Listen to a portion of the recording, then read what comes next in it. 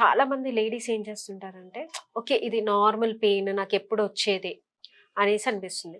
ఇప్పుడు మెట్లు ఎక్కగానే ఒక 1 ఫ్లోర్, 2 ఫ్లోర్స్ ఎక్కగానే నొప్పొస్తుంటుంది.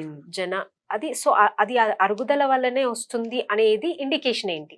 సో, వెరీ గుడ్ క్వెషన్ అండి. అరుగుదల వల్లనే వచ్చింది ఇండికేషన్ అని చెప్పాలంటే, ఫస్ట్ ఏజ్ ఒక 50 ఇయర్స్ కంటే ఎక్కువ వాళ్ళల్లో ఓకే. అంటే మెట్లెక్కడం, దిగడం వల్ల పెయిన్ వస్తుందంటే యెస్, అది డెఫినెట్లీ అరుగుదల వల్లే. ఓకే. పొద్దున లేసినప్పుడు వాళ్ళకి నొప్పి ఉండదండి.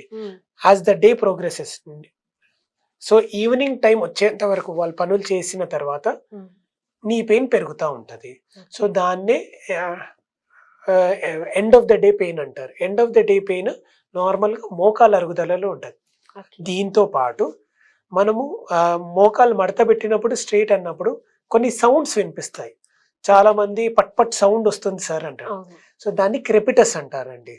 సో క్రెపిటస్ ఏంటంటే అండి, మనం ఏదైతే జాయింట్ అరిగిపోతుందో అరిగిపోయిన జాయింట్ లో కార్టిలేజ్ ఏదైతే ఊడిపోతుందో దానివల్ల బోన్ రాసుకపోయి ఆ సౌండ్ చేస్తూ ఉంటుంది. ఓకేనా అండి. అండ్ దీంతో పాటు ఇది ఒక టైప్ ఆఫ్ ఆర్థరైటిస్ అండి. ఇంకో టైప్ ఆఫ్ ఆర్థరైటిస్ కీళ్ళవాతం అని ఉంటుంది. దాన్నే రుమటాయిడ్ ఆర్థరైటిస్ అంటారండి. సో ఈ నార్మల్ ఆస్టియో ఆర్థరైటిస్లో ఎండ్ ఆఫ్ ది డే మనకు పెయిన్ ఉంటుంది.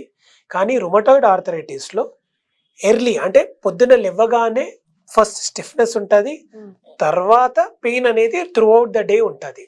And at the same time rheumatoid arthritis అనే కండిషన్ 50 సంవత్సరాలు అప్పుడు రాదు, ఇంకా కొంచెం ముందరనే అంటే 20 సంవత్సరాలు 30 సంవత్సరాలు వాళ్ళకు కూడా రావచ్చు. కానీ రీజన్ దాన్ని మెజారిటీ ఆఫ్ ద టైం ఏంటంటే జెనెటిక్ ఉంటుందండి. అండ్ కొంతమందికి రీజన్ తెలియదు కూడా. బట్ అలాంటి వాళ్ళల్లో మోకాళ్ళ మార్పిడి ఆపరేషన్ అనేది నార్మల్ 50 ఇయర్స్ కి చేసేది కాస్త 30 ఇయర్స్ కి చేస్తాం. సో వాళ్ళల్లో కూడా మనం ఇది గమనియాలి. రొమటాయిడ్ ఆర్థరైటిస్, రొమటాయిడ్ ఫ్యాక్టర్ అనే ఒక ఫ్యాక్టర్ ఉంటుందండి.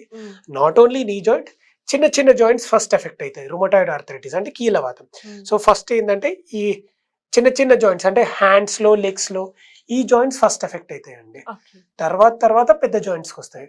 సో అందుకనే మనం కొంతమందిని చూస్తూ ఉంటాం, వేళ్ళు వంకరపోయి ఉంటాయి, అన్ని వేళ్ళు వంకరపోయి ఉంటుంది, చేతులంతా ఇట్లా అయి ఉంటాయి.